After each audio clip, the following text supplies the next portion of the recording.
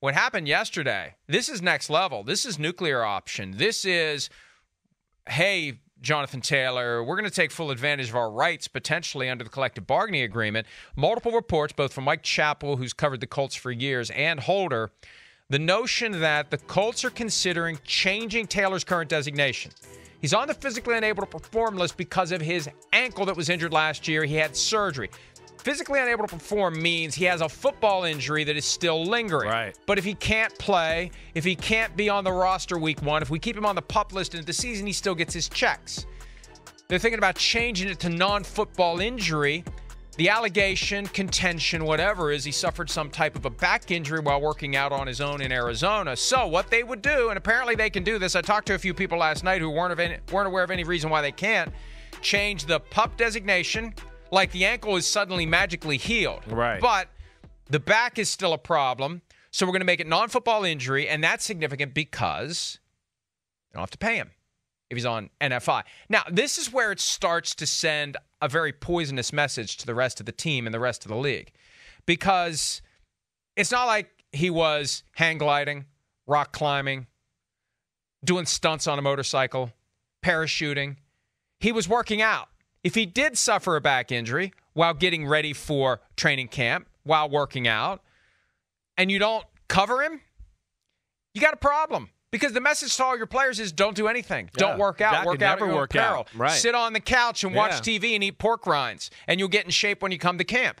So that's the risk here of this next move on the chessboard that the Colts have made. Yeah. Or at least have threatened to make. Yeah, have threatened to make, right? But you know, first off, you're right. That's the nuclear option.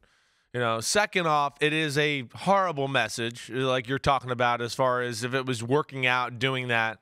You know, but then the follow up, just how adamant Jonathan Taylor was with his tweets to say that's wrong. That's where I just want to be like, you know, where exactly did this come from? Now, I mean, I haven't got a chance to do enough digging here or get a feel for this situation behind the scenes as far as that. But, I mean, for Jonathan Taylor to come back out with this tweet, never had back pain, never reported back pain, not sure who sources are, but find new ones, I mean, that's pretty defiant. I mean, to send out a tweet like that would make me think that, yeah, I don't know, you know, where Mike Chappell's getting that type of news or information from. I know who he's getting, but Chris, yeah. This is where Jonathan Taylor's making a mistake, okay? Don't piss off the people who are in a position to help you in the media. Don't take shots at them and make it look like they're doing a bad job. I fully believe that Irsay or someone from the Colts gave that information both to Chappell and to Stephen Holder. They both had the same damn report. So it's not bad information. You need better sources. It's the ultimate source is saying something that's at odds with Taylor's position on reality. So his ire comes off as being directed at the reporters. JT, we're in a position to help you, buddy. Don't take shots at us. And I'm saying generally in the media, you got to take a step back here and wonder where this come from. It's coming from the guy that has been agitating for the last several days. It has to be. I would think so, too. Both sure. Chappell and Holder aren't going to be getting that. Who are they going to get that from? They cover the team. They talk to the team. Irsay has been on the record with Holder. Of course it's coming from the team that the team is thinking about doing this. And even if it had come from someone else entirely, because they have a pipeline to the team, they're not going to put that out there without checking with someone with the team to make sure it's not baloney. Well, I hope so. I hope, you know. I mean, there's a lot of ways. That's how it works. That's how the sausage gets made. It's completely irresponsible. If they would have caught wind of that very aggressive move, if they would have caught wind of that from somebody disconnected from the Colts, if you don't get in touch with one of your sources at the Colts to check it before you publish it, you are failing your obligation to your employer and to your audience. It's a simple text. It's a simple phone call. Before you put that out there, you better be damn sure it's accurate. Yeah, I mean, agreed. I've agreed. It's an odd one to me. You know, it is. And I don't look at Jonathan Taylor and look at it and, you know, necessarily look at it. He's trying to take personal shots at anybody in the media there. He's trying to talk back, and he's angry at the owner and the organization. So, Jonathan Taylor, been around him before. He is taking shots. He is taking shots. He's a nice guy. He's a great guy.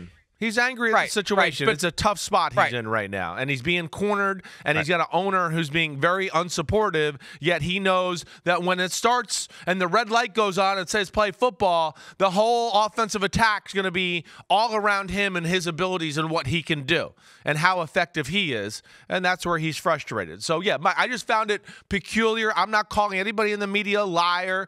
I'm sure, sometimes, They're not, Chris. They're not. They're not. There's no way in hell that they put that out there if they didn't talk to somebody from the Colts. For it to come out of nowhere like that and then the player to be so defiant, and we have heard nothing about back before this. That's all I'm saying. I'm saying. And, I mean, you're absolutely right.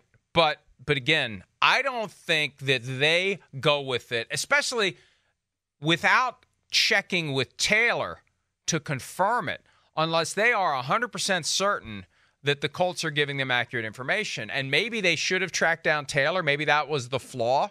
But it tells me they believed their source, and their source, I believe, was Irsay. I know that people in the media get a little nervous when we start speculating on who sources are. But the circumstances of this one, dating back to Wednesday, tells me it's Irsay that's putting this stuff out there.